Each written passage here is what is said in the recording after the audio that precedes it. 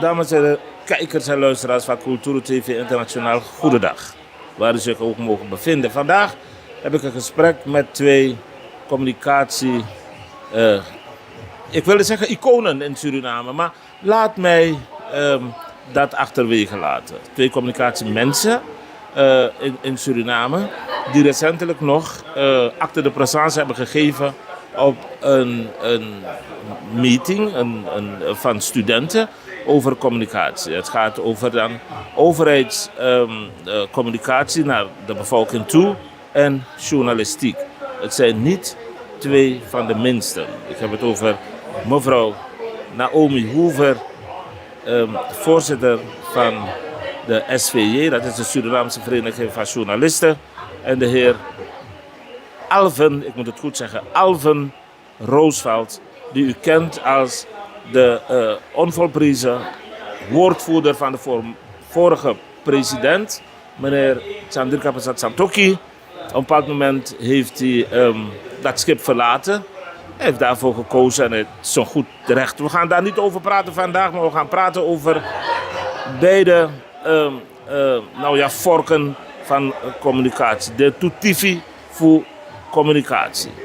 Ik ga zo welkom heten. Ik begin dan bij mevrouw Hoover. Goedenavond en wees welkom. Goedenavond, meneer Penno. Dank u wel. Meneer Roosveld, goedenavond. Wees welkom. Kijkers, luisteraars, goedenavond. Goed. Ik begin bij meneer Roosveld. Meneer Roosveld, u heeft recentelijk gezegd dat overheidscommunicatie,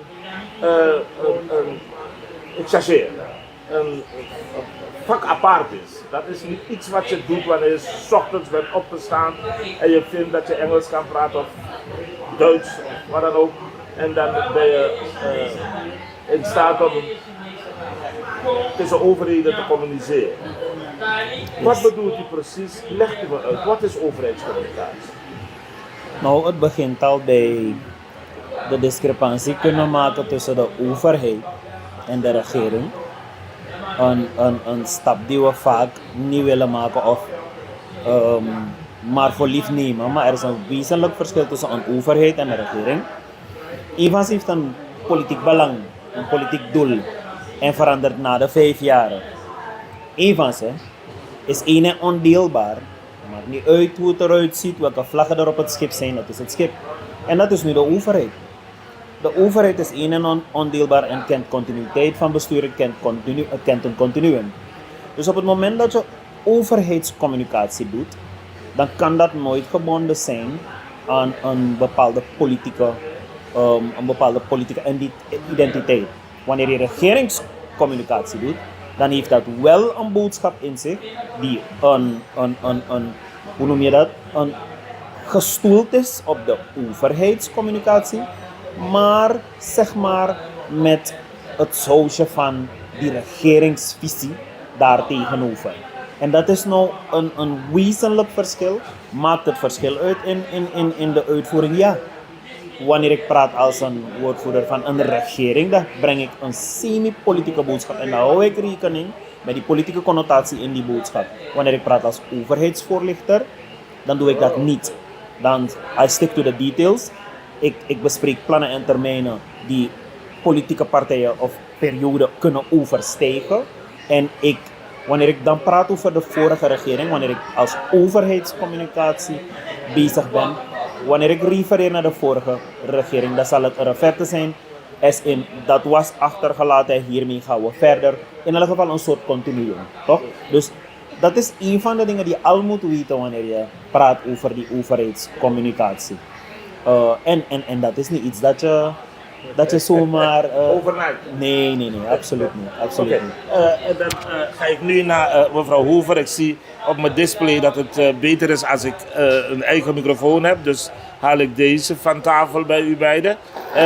Dank u wel, mevrouw Hoover. Mevrouw Hoover, u bent journalist en u laat geen moment voorbij om aan te geven dat journalistiek wel degelijk een op zichzelf staand beroep is. Waar je niet makkelijk over moet doen. Wat is journalistiek? Nou, journalistiek. Een journalist verzamelt feiten, brengt nieuwswaardigheden. Een journalist informeert niet. Informatie is weggelegd voor zij die voorlichting doen. Zoals ik al eerder stelde, journalisten brengen feiten, we onderzoeken en komen tot een bericht. Oké. Een journalist heeft geen oordeel? Nee. Oké. Je eigen mening telt niet in een bericht. Oh, Daarvoor oké. heb je aparte genres. We kennen columns, we kennen opinies. Ja. Maar een journalistiek stuk kent geen mening van de journalist. Ja. Dat is een nieuwsbericht bedoel ik. Je hebt verschillende journalistieke genres. Dus dat. Dus in een nieuwsbericht komt de mening van een journalist niet tot uiting. Ja. Zeg mevrouw Hoever, u bent voorzitter, heb ik al aangegeven, van de Vereniging van Surinaamse Journalisten. SVJ, voorzitter, Surinaamse Vereniging van Journalisten. Oké, ik zeg het altijd omgekeerd, maar ik bedoel hetzelfde. Dank u wel voor de correctie. In ieder geval, de aanleiding om, laat mij het anders stellen, heeft in een paar recente interviews aangegeven dat u heeft niet zoals anderen letterlijk het woordje microfoonhouders gebruikt, maar u heeft wel aangegeven dat het opgeschoond moet worden, deze beroepstak in Suriname, omdat er wildgroei is en dat willen jullie tegengaan. Hoe willen jullie dat tegengaan? Nou, we willen die sector ordenen. We zijn bezig met de accreditatie. En die accreditatie heeft meer te maken met beschermen van het beroep. De journalisten die op dit moment actief zijn, attenderen dat ze meer dan ooit zich zouden moeten houden aan de gedragsregels die we wereldwijd met elkaar hebben afgesproken. En we leggen niemand een verplichting op van je moet. Mensen mogen hun ding doen op hun manier, maar wat wij wel zeggen dan is dat geen journalistiek. Dan ben ik bezig met iets anders, maar geen journalistiek. De journalistiek kent regels, het is een vrij beroep, maar vrij wil niet zeggen chaos en losbandigheid.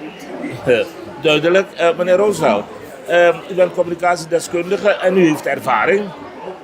Kunt u zich vinden in de stelling van mevrouw Hoever? In grote lijnen, ik zou hopen dat delen anders waren. Vooral wanneer mevrouw Hoever zegt dat de journalistiek niet ten doel heeft te informeren. Ik denk dat dat een, hoe zeg je dat? Misschien een ongewenste sub-effect is, want uiteindelijk, wanneer ik nieuws tot me neem, dan raak ik geïnformeerd. Ja. Dus zou dat niet het hoofddoel zijn, dan zou het toch wel daaruit voortvloeien. Waardoor een regering mag hopen dat de journalistiek zo sterk is, dat uiteindelijk die burger die zich laat bedienen door de vrije journalistiek van zijn boodschap, toch ook die informatie tot zich kan nemen en uiteindelijk meer weet dan voordat hij aanschakelde naar het nieuws. Ja, duidelijk. Mevrouw Hoever heeft gehoord wat meneer Roosveld heeft gezegd. Maar voordat hij daar antwoord op geeft, in de afgelopen periode heb ik u een beetje leren kennen. Ik ken meneer Roosveld langer dan u. Ik weet hoe ver u kunt zijn, maar ik blijf toch nog even bij meneer Roosveld. Meneer Roosveld, communicatie, een league apart, de Champions League. Journalistiek beweegt zich van amateurs tot professionals, heb ik de indruk. Kunnen overheden zich schuldig maken aan per ongeluk of wat dan ook aan riooljournalistiek? Dat is een interessante vraag. Ik denk, dat is een bijzonder interessante vraag. Ik heb het zien gebeuren, soms bewust Ja. en soms onbewust. Is dat bewust manipuleren van een groep? Ik wil bijna zeggen altijd. Dat is politiek voering. Ja. En bij politiek wil je hebben dat een boodschap op een bepaalde manier overkomt. Of je wil juist bepaalde delen van die boodschap highlighten. Of weer juist andere delen van die boodschap doen ondersneeuwen. Je bent niet bezig met journalistiek wanneer je bezig bent met politieke communicatie. Oké. Toch? Oké. Maar wanneer je bezig bent met overheidscommunicatie, dan kom je vrij dicht bij die journalistiek, want dan ga je beperken tot feitelijkheden. Laat me een voorbeeld noemen. Graag. Ik vind, mijn persoonlijke mening, Ja. is dat regeringen en overheden een afspraak zouden moeten maken omtrent de communicatie en die discrepantie zouden moeten zien tussen informeren van de bevolking en het overbrengen van een politieke boodschap naar die bevolking toe. We weven die twee samen. Oké. Maar wanneer ik praat over een brug Ja. die wordt gebouwd Ja. over de Saramaka-rivier, Ja. dan zeg ik, wanneer ik die boodschap politiek ga brengen, dan zeg ik, in geen 20 jaren was er een brug, is geen 15 jaren onderhoud geweest en deze regering heeft het kunnen doen met prudent beleid, dan breng ik dat. Wanneer ik als overheid ga communiceren, dan zeg ik, in de begroting van dit jaar was dit opgenomen en we hebben het kunnen verwezenlijken. In de begroting van het vorig jaar paste het niet. In de begroting van het jaar ervoor was het er wel, maar vanwege gewijzigde beleidsinzichten konden we het niet ter uitvoering brengen. Dan I stick to facts. Dus die twee werelden komen dichtbij van elkaar, Prachtig. maar je kan de boodschap brengen precies zoals je wil en het accent zetten, de nuance leggen waar jij wil. Alleen wanneer je bezig bent met regeringscommunicatie. Fantastisch. Mevrouw Hoover, ik zie uw non-verbale taal spreekt boekdelen. Bent u het eens? Maar ik had een andere vraag hoor, maar ik anticipeer even op uw non-verbale taal. Nee, ik luisterde aandachtig meneer Roosevelt aangaf en u haalde het woord serieus journalistiek aan. Ik weet niet, waar trek je de grens tussen Ja. journalistiek en echte journalistiek? Ja. Wat is reëel journalistiek? Dat- Ik weet niet, een politicus zou al gauw kunnen zeggen van, wanneer het nieuws niet in zijn voordeel is, kan je al gauw zeggen, ze zijn bezig met reëel journalistiek, want niet altijd is nieuws in jouw voordeel. Ja. Maar in het kader van wat u gezegd heeft, de sector ordenen, dan komt dat wel voor. Dan moet je dat wegzuiveren, hoe zeg je dat? Wegzeven, zeg ik het goed? Je moet dat eruit halen. Dat zeg ik u, wat is de definitie van reëel journalistiek? Wanneer doe je aan reëel journalistiek? Want dat zeg ik, wanneer je nieuws brengt, zijn mensen soms ontevreden over de inhoud van een bericht of de inhoud van een interview. Dan kunnen ze al gauw zeggen, je neemt partij, want dat bericht of dat nieuws is niet in hun voordeel. Dus Ja, maar- wat bedoel je precies met reëel journalistiek? Oh, zal ik het even- Wanneer is er ja. sprake van reëel Ja, journalistiek? zolang je, wat u zelf gezegd hebt op een congres laatsleden, 2 weken geleden of zo, hebt u zelf gezegd, meneer Roosevelt was er ook bij. Ja, wanneer u zegt, mevrouw Hoover, dat de journalistiek eerlijk, integer, oprecht en onbevooroordeeld moet zijn, is het riooljournalistiek wanneer al deze dingen ontberen, wanneer een journalist bericht geeft. Dus wanneer hij partijdig is, wanneer hij niet eerlijk is, wanneer hij bevooroordeeld is, enzovoorts, dan is dat riooljournalistiek. Hij liegt of hij verdraait feiten. Dat is dan riooljournalistiek. Dan zou je elk bericht of elk interview van elk één die een interview heeft afgenomen of een bericht heeft gepubliceerd, zou je gaan moeten toetsen. In hoeverre uw uitspraak past bij zo'n interview of bij zo'n nieuwsbericht. Ja, ja. En dat is not done hè, in Suriname. Ik weet niet. Ik wil geen uitspraak doen over wie zijn of haar werk goed doet. Nee, ik bedoel in het algemeen, maar ja, ik ook niet hoor. Nou, dan mag ik wel een uitspraak Oh, doen. oké. Want Ja. ik als consument van het nieuws ervaar het. En er zijn sommige mediahuizen of nieuwsoutlets die ik niet meer raadpleeg wanneer het bericht begint met sommige mensen zeggen dat. Een vrouw in Suriname heeft gesteld dat. Een man uit Abrabroiki zegt dat. Dan ben ik niet langer geïnteresseerd, Ja. maar ik kan het verschil zien. Toch? Maar waar het probleem ligt, is sommige mensen kunnen het verschil niet zien. Veel mensen kunnen het verschil. Oké, dus zij kijken naar dat ding wat door moet gaan als bronvermelding. En ze nemen het mee en die run with it. Maar je prikt er al heel gauw door, want je ziet dat geen enkel feitje terug kan binden of kan traceren. Of kan zeggen van oké, als ik nu als persoon met een klein beetje mediabagage datzelfde interview zou willen doen, bij wie zou ik moeten zijn? Want er is geen naam, er is geen duidelijke bron. Ja. Dus wat gebeurt er uiteindelijk? De persoon vindt een manier om zijn eigen mening naar voren te brengen. En die bouwt tafelpoten eronder per aherta van hebben staan. Want we kunnen niet eens verifiëren dat het ook wel is of niet. Ja. Dus in de praktijk heb je wel mediahuizen en ik zou wel de kijkers en luisteraars hiervan willen oproepen om te zeggen, als je dat bericht tot je neemt en je ziet dat er geen duidelijke bronvermelding is, laat het staan. En soms lijkt het op bronvermelding, de regering heeft gezegd. Bij monden van wie? Bij monden van wie heeft de regering gesteld?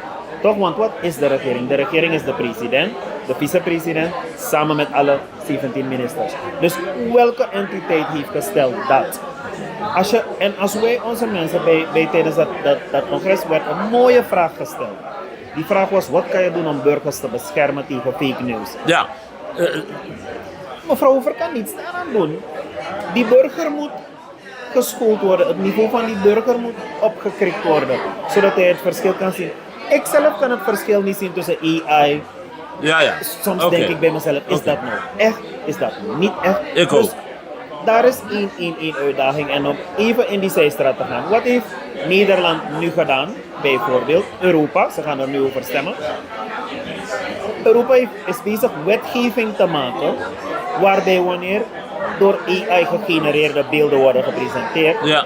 dat strafbaar wordt. En op dit moment zijn ze bezig expliciet met seksueel getinte beelden. Ja. Want je kan met AI manipuleren dat iemands gezicht wordt geplaatst op een naaklichaam. Op het moment dat dat gebeurt, dan wordt dat strafbaar gesteld. En wat doet Europa? Europa zegt, laten we verbieden dat die software wordt gebruikt. Dus er zijn tools om in te grijpen. En je moet heel voorzichtig zijn om dicht bij censuur. Toch? En dat is nou weer het pakje aan van journalisten om te kijken van, maar zonder censuur of maar wat kan en wat kan niet? Ja. Mevrouw Hoever.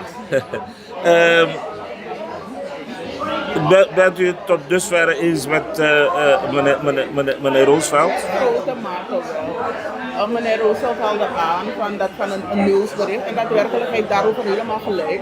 Een nieuwsbericht moet altijd een verifieerbare bron hebben. Je moet niet met personen, een naam, een duidelijke naam, een afval van je als journalist dan ongeloofwaardig. Ja, maar mag ik Je kan niet een anonieme bericht publiceren, een bericht zonder naam. Maar je mag je bron toch beschermen? Nee, dat bronbeschermen het gebeurt in hoogst uitzonderlijke gevallen wanneer het om Oké, levensbedreigende duidelijk. situaties gaat. Duidelijk. Iets waarin je een feit stelt of iets dat je aan de orde stelt, dan kan je niet in anonimiteit, dat is alweer een bericht uit de duim gezogen. Oké. En ja, je hebt letterlijk het bericht uit de duim gezogen. Ja. En ook mensen, wat we noemen in de journalistiek, plagiaat. Ja. Veelal wanneer er plagiaat wordt gepleegd, dan gebruikt men de zinnen zoals meneer Roosevelt het stelt. Iemand. Zegt, ja, dan is het vaag, omdat men plagiaat Oké. heeft gepleegd, dat bericht van een ander nieuwsmedium afgepakt. Ik heb gehoord. Ja, dan wordt het zo geformuleerd. Oké, maar beide, dus en die overheidscommunicatie en de journalistiek, hanteren, heb ik het gevoel, want we zoeken naar het verschil, hè? Hetzelfde principe. Van die overheid verwacht je dat wat ze zeggen oprecht, eerlijk en waar is. De journalistiek, daar verwacht je niets anders van, meneer Roosevelt. Nou, ik denk, die overheid heeft een ander doel. Achter dat bericht zit meestal een bepaald doel. Het doel kan zijn om te scholen, om tot actie te bewegen, om te informeren, om juist van actie te weerhouden. Wanneer de overheid praat, wil de overheid iets bereiken. Oké. Het mediahuis heeft het doel om iets te maken dat geconsumeerd kan worden. Maar die overheid heeft er een doel bij. Altijd hoort, of tenminste, de overheid hoort een doel erbij te hebben. Toch? Wat was het? Alpha 84, Alpha 86, ik ben even vergeten wat het was. Maar dat heel traject was gemaakt om ervoor te zorgen dat volwassenen die niet naar school waren geweest, scholing konden krijgen. Dus wanneer die overheid bezig is, heeft die overheid altijd, of hoort die overheid altijd, een tastbaar doel te hebben. Wanneer die regering bezig is, dan heeft die regering altijd een duaal doel. Het hoofddoel is om die informatie, feitelijkheden te brengen. En het subdoel dat we soms subtiel en soms minder subtiel horen, is om ervoor te zorgen dat degene die op dat moment zijn termijn heeft, wordt gepropageerd als te zijn nog net geen Jezus Christus titulair. Dus dat is het doel. Dat je gaat zeggen van, de man die zijn Marokko, dat is het uiteindelijk doel. En de Marokko en de Marokko boom. Oké. Mevrouw Hoover, mag ik daaruit distilleren, mag ik opmaken uit wat meneer Roosveld zegt, dat de journalistiek helemaal geen rekening hoeft te houden met de persoon of bij de berichtgeving, terwijl de overheid wel degelijk rekening houdt met de persoon, de instantie, de instelling, het ministerie en dergelijke. Heb ik het goed? Ik moet ook rekening houden, want je kan niet iemand betichtigen in een bericht. Alles wat je schrijft moet verifieerbaar zijn en op feiten gebaseerd. Je mag geen verhalen uit je denken, want dan krijg je zo'n rechtszaak aan je broek. Dus je moet wel daarop letten dat wanneer je iets aanhoudt van meneer X of mevrouw Y heeft dat gedaan of gezegd, dat het wel feitelijk onderbouwd moet zijn. Je moet het kunnen, je moet het kunnen onderleggen met misschien bewijsmateriaal als om iets zwart-wit te gaan. Gevraagd wordt, ja. Ja, je moet het kunnen aantonen dat wat je zegt, dat het kan onderbouwen met feitelijk materiaal. Nou wil ik u confronteren met een recente gebeurtenis in Suriname. U beiden, alstublieft. Meneer heeft in een moment van woestenij, onbedachtzaamheid, geestelijke weet ik veel, een massamoord gepleegd. Suriname in rep en roer. Die meneer is meegenomen door de politie enzovoort, is geschoten, allerlei toestanden en is in een politiecel terechtgekomen. Hij heeft het niet lang gemaakt, daags daarna, 1 of 2, was hij overleden bij wijze van ophanging. De mediahuizen hebben daarover bericht naar hun vermogen, meneer Roosveld.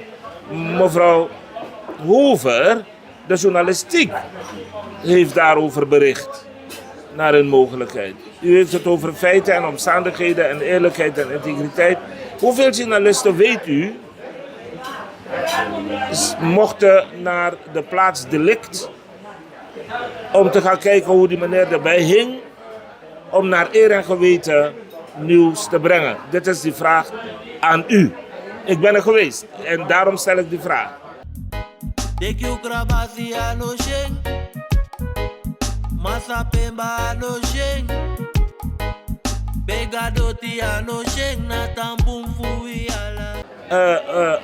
Meneer Roosveld, als overheid, want de overheid heeft ook het bericht en de foto's die op de een of andere wonderbaarlijke manier op social media terechtgekomen, vrijgegeven. Let op, Archieman, luisteraars, ik heb niet gezegd dat de overheid, ik heb gezegd dat de foto's op een of andere wonderbaarlijke wijze in de media, in de openbaarheid zijn gekomen. Hoeveel ruimte heeft de journalistiek om haar werk helemaal goed te doen wanneer het dus gaat om informatieverstrekking? Maar ik verwijs het naar het geval dat ik aanhaalde. Jazeker. En u zegt, of u stelt dat u heeft toegang gehad tot... Toegang gehad, ja, ik mocht naar daar gaan en in het cellenhuis. in dat cellenhuis kijken, ja. Ik weet niet in hoeverre het mogelijk is in dat soort van Precies. gevallen dat je... Gelukkig. Zo'n gruweldaad, dat je dan dicht bij het... Hoe informeert u dan, want dat is de essentie van mijn vraag. U zegt het zelf, u denkt niet dat het mogelijk is. Je moet iemand hebben die je naar binnen heeft gebracht, geloodst enzovoort. Hoe informeer je de gemeenschap dan? Dan kom ik weer terug op. Om zo iemand daar te zien, iemand te zeggen, wat is de nieuwswaarde daarvan om iemand in zo'n toestand te zien? Mevrouw Hoover. Ik weet het niet. Er zijn de WHO en PAHO hanteren bepaalde standaarden wanneer het aankomt op berichten over zelfdoden. Daarom maken heel veel mediahuizen maken ze daar. Nee, maar het is een uitzonderlijk geval. Ik wil niet met u discussiëren hierover, dat doen u en meneer... Nee, ik wil even benadrukken. We praten over journalistiek. Ja. En we praten over codes die we zouden moeten naleven. En een van de regels die WHO en PAHO stellen van de wijze waarop de media bericht over suïcidegevallen. Ze geven aan, het is niet verstandig om de methode die de persoon heeft gehanteerd daarover te berichten. Dat je om dat bericht, om dat feit heen schrijft, dat je niet inhoudelijk. Nou, we zien dat heel veel mediahuizen en ook u, want u zegt zelf, u bent gaan kijken en u heeft misschien verslag gedaan. Het is niet nodig, want dat iemand zich heeft verhangen is een feit. Ik heb niet misschien, ik heb geen verslag gedaan. Ja, dat iemand zich heeft Ik heb wel verslag gedaan, maar niet over het expliciet Dat volgen. iemand zich heeft verhangen is een feit, maar je hoeft niet de in-depth hoef je niet. De samenleving heeft er niets aan. Dank u wel. Meneer Roosevelt. Ik denk waar je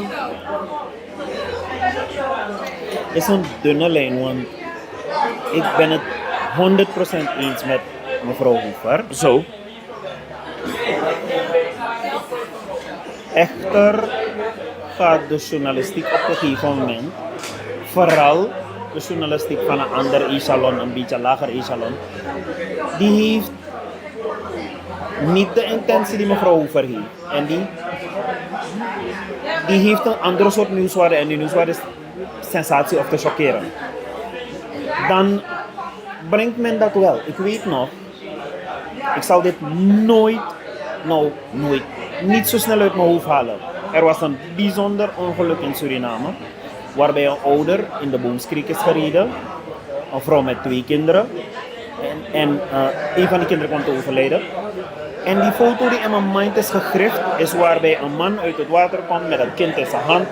En een dagblad in Suriname maakte haar werk ervan om ervoor te zorgen dat er elke dag een zo'n chockerende foto was van mensen in hun meest kwetsbare periodes, momenten, wat er iedereen kan overkomen. En ik heb op basis daarvan als persoon gezegd, ik wil dat nieuwsblad niet meer kopen.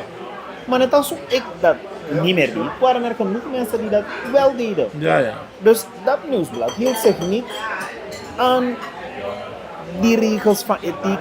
En op een gegeven moment weet ik wel, want op een gegeven moment vroeg ik me ook af, hoe komt het dat bepaalde mediahuizen altijd daar zijn wanneer er iets gebeurt? Mooie Zal het vraag. toeval Dank u wel. zijn? Ja, mooie vraag.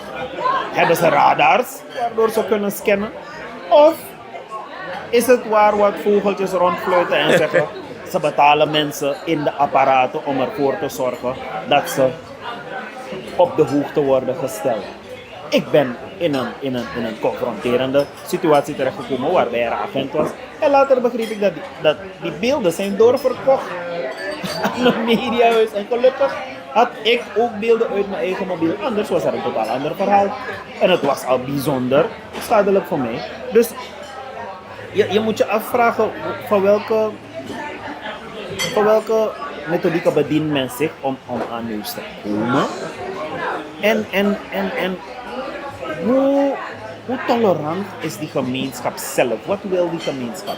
Wil die gemeenschap weten wat er is gebeurd in die cel? Want eigenlijk gaat het... Daar is het verhaal. Is er sprake geweest van zelfdoding of was Daar het een gaat het om. ordinaire moord? Maar is die bevolking geïnteresseerd daarin? Of is die bevolking alleen maar geïnteresseerd in dat stukje sensatie? Er is een documentaire nu op Netflix. Het gaat over Rockefeller. En ze zijn veroordeeld, geen Rockefeller, sorry, Rupert. Het gaat om Fox News. En op een gegeven moment is Fox News veroordeeld, Ja. omdat men doorhad dat het een maffiabolwerk was. Er zaten spionnen, er zaten mensen die ze betaalden bij de politie. Het was vreselijk. Er zaten undercover mensen. Ja. En zo kwamen ze aan hun nieuws. Ja. Dus ze gingen over ze gingen letterlijk en figuurlijk over lijken Ja. om aan nieuws te komen. Ja. En dan moet je afvragen, hoe ver wil Suriname gaan? Maar hou wel rekening daarmee, meneer Pengel. Ja. Mensen gaan voorgeschoteld krijgen wat ze orderen, wat ze willen, wat ze accepteren. Ja. En ik denk dat die vraag die u net gesteld heeft, dat u beter die vraag aan mevrouw Hoever kunt stellen. Hoe ver wilt Suriname gaan bij het absorberen, het krijgen van informatie? Willen ze dat de journalist over lijken gaat, zoals gebleken is bij volgens die film waar meneer Roosevelt het net over heeft gehad, bij Fox? wanneer journalisten achter nieuws aangaan, of ieder probeert het nieuws zo als eerste te hebben. Dus dat is ook een strijd waarin verschillende mediahuizen, men wil het nieuws als eerst hebben. We noemen het primair binnen de journalistiek. En dat kan maken dat misschien journalisten, doordat ze willen scoren, dat ze soms in de fout kunnen gaan, dat ze de ethische codes naast zich neerleggen in de haast om als eerste het nieuws te brengen. Ja. Dat is wat er vaak genoeg gebeurt. Dat zien we vaker gebeuren. Ja, je kan ze niet beletten, hè? Maar daarom is het goed dat wanneer je in de journalistiek stapt, dat je je onderricht in de ethische normen die dat beroep hanteert. Ja. Als je dat niet doet, dan ben je al gauw geneigd om in de fout te gaan. Dat je iemand in een bepaalde kwetsbare situatie, niet in beeld brengt. En dat zien we vaak genoeg, dat mensen dat toch wel doen. Ja. Mensen denken alleen maar, ik wil scoren. Scoren, maar ja. Iemand niet in een kwetsbare situatie in beeld brengen. Ook wanneer iemand interviewt, ik weet nog, toen ik bij de Ware Tijd was, hadden mijn collega en ik een interview op de naam van de persoon niet benoemen. Iemand binnen de toenmalige regering en die persoon had een sigaret op.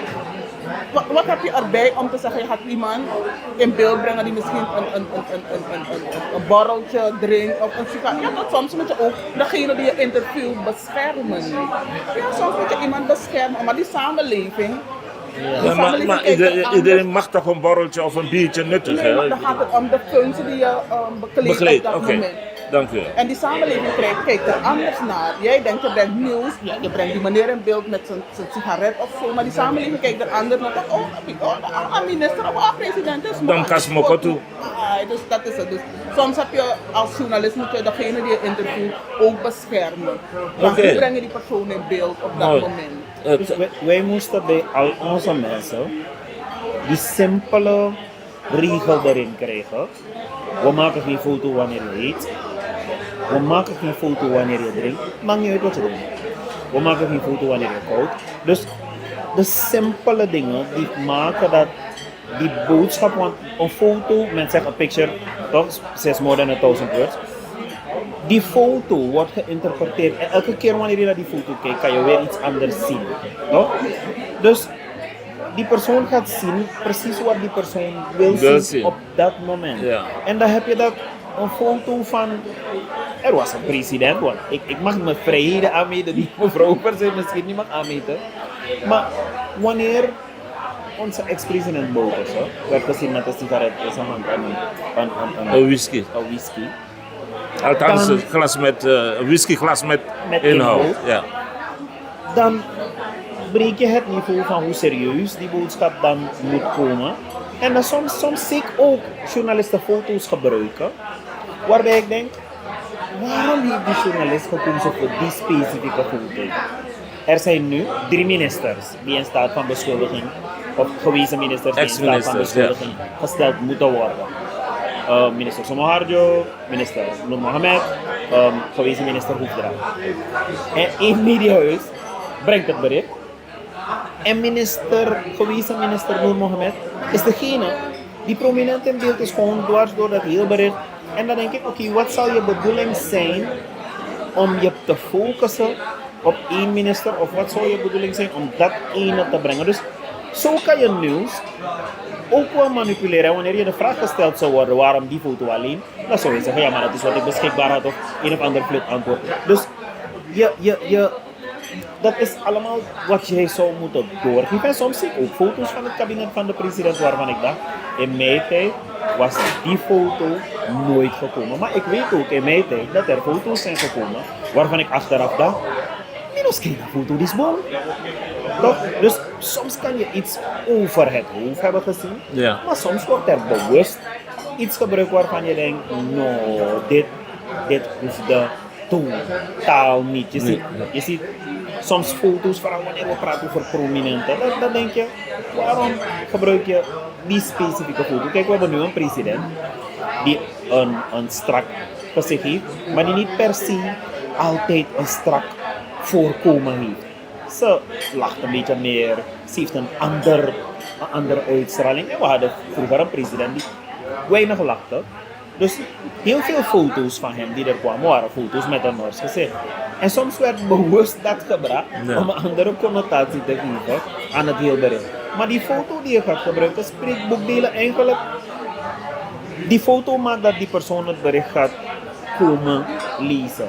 Als die persoon visueel ingesteld is. Dus het is wel, daarom zeg ik, het is weer een vak op zich. Ja. Om die foto te kiezen of om juist die foto Niet te kiezen. Ja, te laten. Toch? En daar is er een stukje journalistieke vrijheid in. Ja, en die vraag wilde ik aan mevrouw Hoever stellen. Mevrouw Hoever, is het zo dat we mogen constateren uit wat meneer Roosevelt zegt, dat de communicatiedeskundige, overheidscommunicateur, de mensen die dus letten op dat totale object en ervoor moeten waken dat ze dat object geen schade toebrengen en dat de journalist alleen maar let op wat op dat moment van nieuwswaarde is voor die gemeenschap. De journalistiek let wel degelijk Ook op. we letten op de inhoud van berichten die gepubliceerd worden. Of laten we niet zeggen, laten we niet praten in het algemeen, maar zo hoort het te zijn. Dank u. Dat je let op de inhoud van het bericht, ook de foto die je kiest. In de journalistiek zeggen we de kop moet de lading dekken. Klopt. Ik kan niet praten over meneer Pengel en ik zet een foto van iemand anders. Wanneer ik praat over meneer Pengel, dan gaat de gemeenschap ervan uit dat ik een foto zet van meneer Pengel en liefst een foto waar meneer Pengel alleen op staat. En dan geef je een vertekend beeld. Ik kan niet een foto zetten van meneer Pengel, misschien met meneer Roosevelt. En meneer Roosevelt wordt nergens in het bericht aangehaald. Op dat soort van zaken moeten we ook gaan letten. Ik had ook, denk ik, een paar weken of maanden geleden, had ik ook een kritische kanttekening geplaatst. Een medium had een foto van het ging om een artiest, ik weet niet wat die artiest had gedaan, het ging om een kakincident. En het was een foto voor een partijcentrum. Ik zei nee, maar dat kan niet. Die artiest heeft iets gedaan. En het partijcentrum heeft niets daarmee te maken. Je brengt die partij in discrediet. Ja. Dus wanneer we foto's kiezen, moeten we op al dat soort van dingen letten. Wat is op die foto? Wat is er allemaal te zien op die foto? Correspondeert die foto met de inhoud van het bericht? Of zo. Dus op dat soort van zaken moeten we heel goed gaan letten wanneer we een interview afnemen of wanneer we een bericht publiceren. Mag ik daar nog iets zeggen? Ja, gaat u gang. We leven nu in dat digitaal tijdperk waarbij er is een term clickbait. En die term clickbait die gaat erom dat je of je foto zodanig plaatst dat die foto bijzonder suggestief is, waardoor door die foto men gaat klikken om te komen op je bericht. Of je plaatst een zodanige kop of een deel van een kop, zodanig dat je alle kanten op kan gaan. En wanneer die man op die kop klikt, denkt die man, hè? Maar hier staat zijn misschien een kop drapen nooit. Je leest in een bericht. Dat is dan clickbait. Maar clickbait is een veel gebruikte methodiek. Ook van grote mediahuizen, grote nieuwsagentschappen, om ervoor te zorgen dat je überhaupt gaat klikken. Want wanneer je klikt en doorleest, is ook brood en boter voor die sector. Toch? Ja. Dus ik denk dat we in een gebied thuiskomen waarbij mevrouw Hoever, de taak wordt steeds moeilijker, want er is een wildgroei in die sector. Precies zoals we er bij die communicatiedeskundigen, vanwege die politieke invulling, ook een wildgroei is, hebben zij een groot probleem. Ja. Want wat is een journalist? Wie is een journalist? Wie is een micdrager?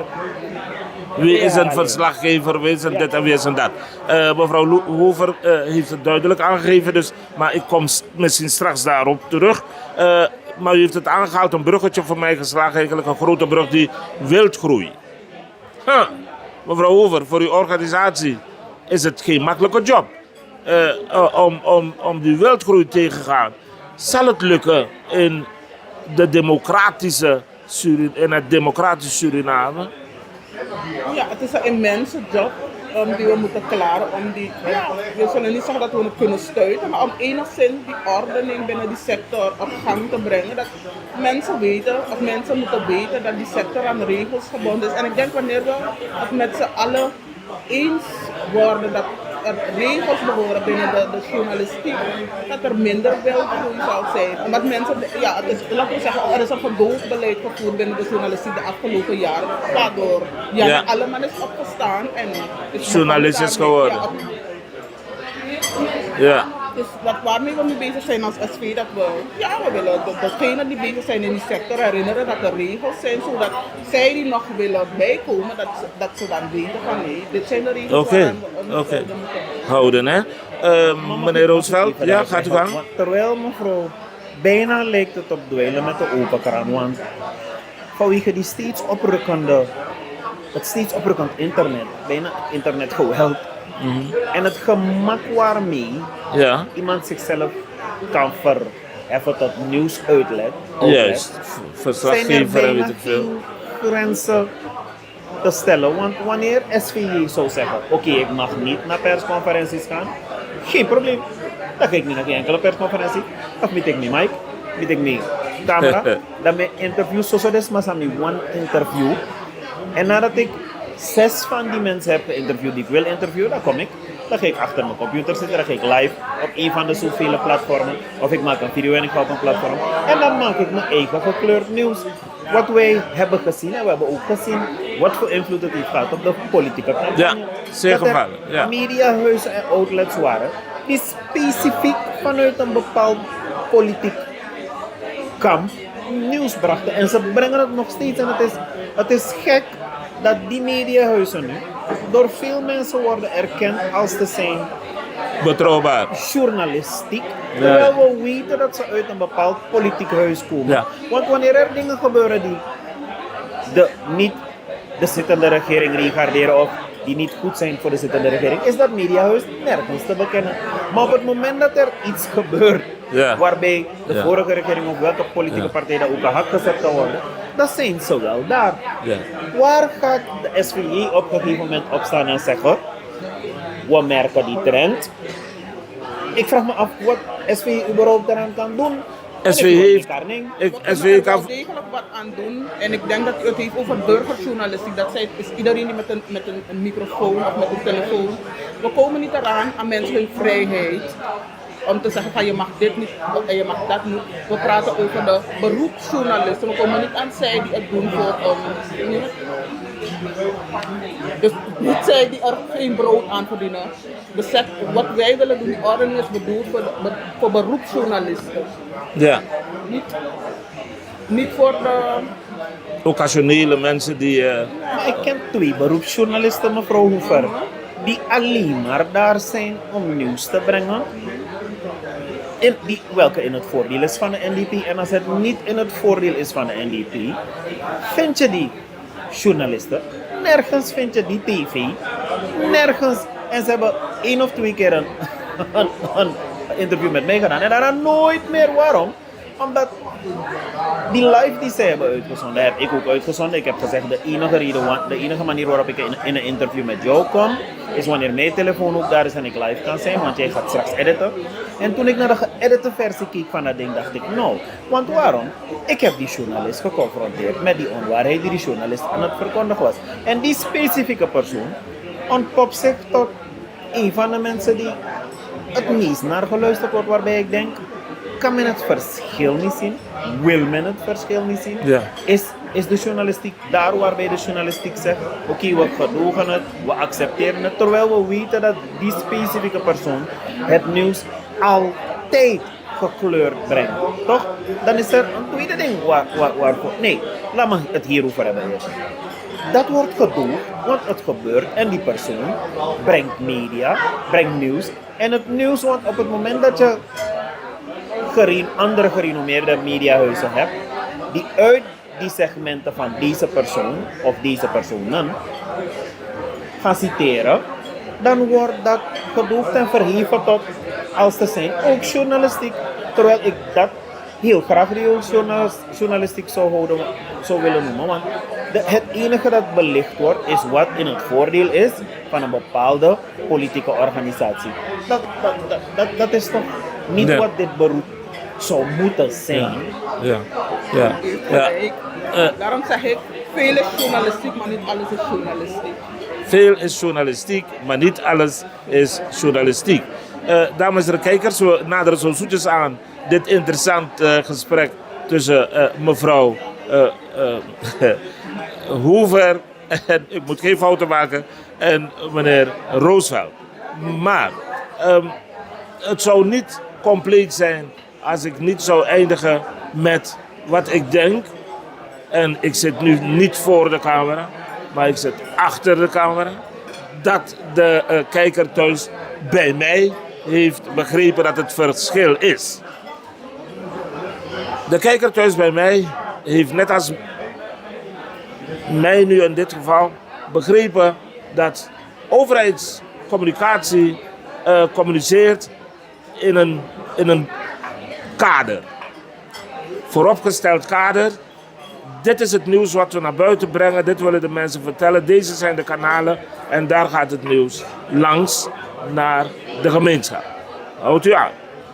De journalistiek zegt, ons kader is integriteit, eerlijkheid, waarheid, feiten. Ligt daar het verschil in? Meneer Roosevelt. Ik denk dat het grootste verschil is, zoals ik was begonnen, het doel. Oké. Er is altijd, het doel van de journalist zal altijd verschillen met het doel van de overheid. De overheid gaat een bepaalde campagne doen om iets te bewerkstelligen. De regering gaat het nieuws brengen op een bepaalde manier om iets te bewerkstelligen. Er zijn voorbeelden te over. Laten we COVID pakken. Wanneer we COVID pakken, dan zal hetzelfde feit, één gegeven omtrent COVID, volledig anders belicht kunnen worden afhankelijk van waar je staat. Wanneer je staat in die politieke schoenen, dan zou je misschien kunnen zeggen, COVID heeft ervoor gezorgd, laten we praten over het effect van COVID op de economie. Dan zou iemand met een politieke pet op hebben gezegd, COVID heeft ervoor gezorgd dat ik mijn beleid 2 jaar niet kon uitvoeren. Want vanwege COVID was alles lam. Wanneer ik praat over de overheid, dan ga ik zeggen, het effect van COVID was dat ik een regeringsbegroting maakte, maar dat grote delen van mijn begroting overgeheveld moesten worden naar of preventie of bestrijding van acute situaties of medicamenten, waardoor ik andere facetten misschien onderbelicht moest maken of minder belangrijk moest maken. Dus dat is wat het effect is geweest. Wanneer die journalist het gaat brengen, dan kan die journalist misschien volstaan met een tabel en zeggen, wanneer ik kijk naar het effect van COVID op de economie, dan zie ik dat MKB zoveel minder omzet heeft gemaakt, de grotere bedrijven zoveel minder omzet en de kleine nijverheid en de kleine man, dat die zoveel minder. Dus je kan het van verschillende kanten bekijken, afhankelijk van wat je doel is. En het doel bij die overheid is altijd om iets te bewerkstelligen, iets te bewegen bij die burger. En bij die regering is het altijd om ervoor te zorgen dat die informatie komt, maar dat die burger daarna zegt, na 5 jaar wil ik jou weer. Dank u wel, meneer Roosevelt. Mevrouw Hoever, de journalistiek in Suriname wordt geordend. Men doet haar uiterste best om mensen te laten voldoen aan bepaalde regels om toe te mogen treden tot het journalistenkorps in Suriname. Tot slot, sorry kijkers, kan een overheidscommunicatiemedewerker zich uitgeven volgens uw organisatie als journalist? Nou, we hebben dat zijn wel is niet mijn vraag inderdaad, die vraag was gesteld. Er zijn wel voorlichters die ook journalistiek werk doen, maar het is verstandig dat die mensen dan zich niet bezighouden met wat we noemen het harde nieuws. Het harde nieuws is het dagelijks nieuws. Dus beter dat die mensen zich, en dat zie je veelal, dat ze meestal achtergrondverhalen doen, human interest hebben. Dus dat die niet regering gelieerd zijn of dus niet met het dagelijks nieuws te maken hebben. Maar wij zeggen als SVJ, of binnen de SVJ hanteren wij, als je wilt toetreden tot de vereniging, dat je hoofdberoep journalistiek moet zijn. Dus je moet niet voorlichter zijn en daarna journalist. Het gaat niet samen. En we hebben ook geen mensen die voorlichtingswerk doen en daarna journalistiek. Die mensen kunnen zich ook niet aansluiten bij of het een of het ander. Het kan niet beide zijn op een bepaald moment. Zijn jullie streng in jullie criteria? Nee, we zijn niet streng. Maar je kan niet schrijven over diezelfde overheid die je wil controleren als journalist. De slager die zijn eigen vlees keurt. Dat gaat niet. Naar die lijn. Fantastische mensen. Ik zeg het zo, binnen de journalistiek heb ik begrepen dat, niet binnen de journalistiek hoor, mensen die luisteren en kijken, ook naar Cultura TV, zeggen wel eens tegen mij, waarom loof je mensen? Ik loof mensen die het loven waard zijn. Ik ga jullie beiden loven, omdat ik niets anders heb. Loof ik jullie voor je inzet voor dit land Suriname. U, meneer Roosveld, omdat u uw nek hebt uitgestoken jarenlang voor goed beleid in Suriname, in zijn algemeenheid. Namens alle kijkers, luisteraars en Surinamers, waar ook ter wereld, dank u wel. En u, mevrouw Hoover, omdat u een ontzettend zware job op uw schouder hebt genomen als voorzitter van de vereniging van de SVJ. Als voorzitter van de SVJ is geen kleine job. Dank u wel namens alle kijkers van Cultura TV en alle Surinamers wherever dat u dat voor ons wilt doen. Hopelijk lukt het u om het goed te doen. Het laatste woord geef ik altijd aan mijn gasten uit beleefdheid. Meneer Roosveld, u heeft het laatste woord. Dit is uw camera. Nou, ik bedank voor de gelegenheid in eerste instantie. Het is jammer dat we leven in een realiteit waarbij wanneer je dichtbij van de regering hebt gediend, je bijna weg wordt gezet en er geen gebruik gemaakt wordt van je diensten, totdat de regering met jouw identiteit of met jouw signatuur er weer is. Maar je doet wat je kan. En elke keer wanneer er een beroep op mij wordt gedaan, en dit keer was het AKCU, zal ik blijven om zonder een partijpolitieke pet op, maar gewoon met een pet op om die informatie te brengen die je hebt. En je hebt de wijsheid niet in pacht, maar je hebt de gelegenheid gehad om 5 jaar dichtbij te zijn en het van dichtbij te meegemaakt te hebben. Je hebt de gelegenheid gehad om 5 jaar niet dichtbij te zijn en eigenlijk met al jouw ten dienste staande middelen die misstanden bekend te hebben gemaakt. Dus je hebt het nu van beide kanten gezien. Je weet dat het een tweesnijdend, een zwaard is dat aan beide kanten snijdt. En wanneer je wordt gevraagd om die informatie te delen, dat deel je. Dus dank u wel voor de gelegenheid. Dank u wel. Mevrouw Hoover. Nou, ik dank u ook dat u mij in uw programma heeft uitgenomen.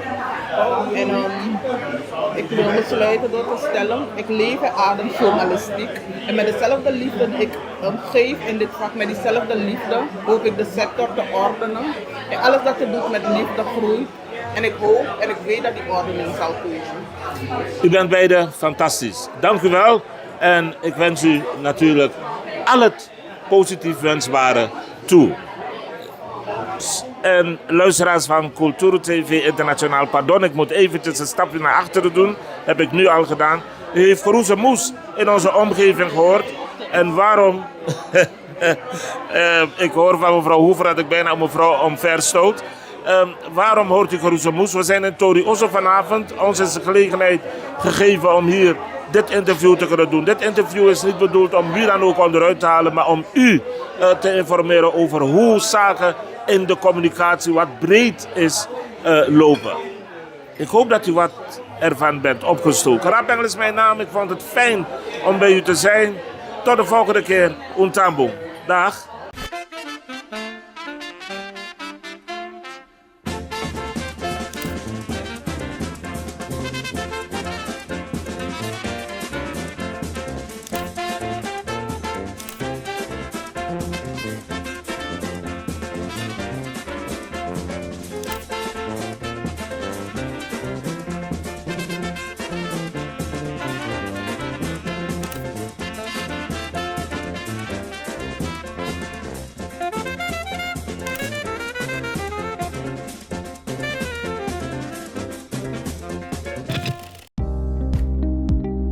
Kleding moet niet mooi zijn op een hanger, maar goed voelen aan jou. Of je nu een pak zoekt voor je werk, iets casuals voor het weekend of een sportieve outfit voor elke dag. Bij het Broekenpaleis vind je meer dan broeken. Complete outfits in grote en lange maten. Met kwaliteit die gewoon lekker zit. Liever eerst rustig thuiskijken? In onze webshop vind je dezelfde keuze. Overzichtelijk, op maat en lengte. In de winkel helpen we je graag persoonlijk. Met eerlijk advies en zonder haast. Want niet jij moet de kleding passen. De kleding moet jou passen. Voel je welkom voor persoonlijk advies. De koffie staat klaar.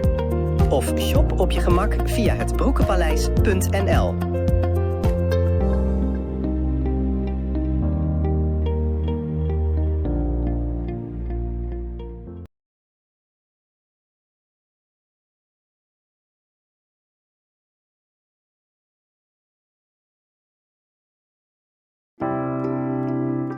Zorgen moet je doen, niet maken. Zorg is persoonlijk. Onze jongste patiënten krijgen daarom bij de huisartsenspoedpost ook een persoonlijke behandeling. Onze artsen zijn zeer bekwaam in het opvangen en behandelen van uw kind. Huisartsenspoedpost Suriname. Uw zorg is onze zorg.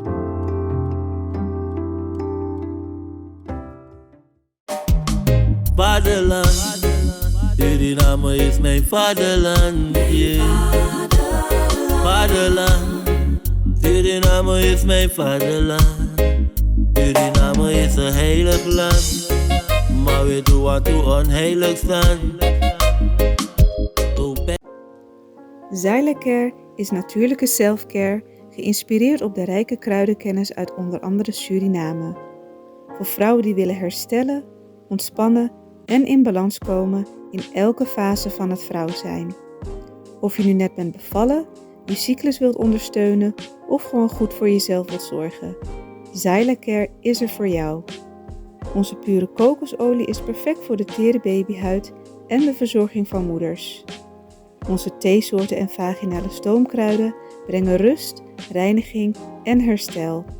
Gun het jezelf. Of geef het liefdevol cadeau aan iemand die het verdient. Zylecare. Pure aandacht met de kracht van de natuur.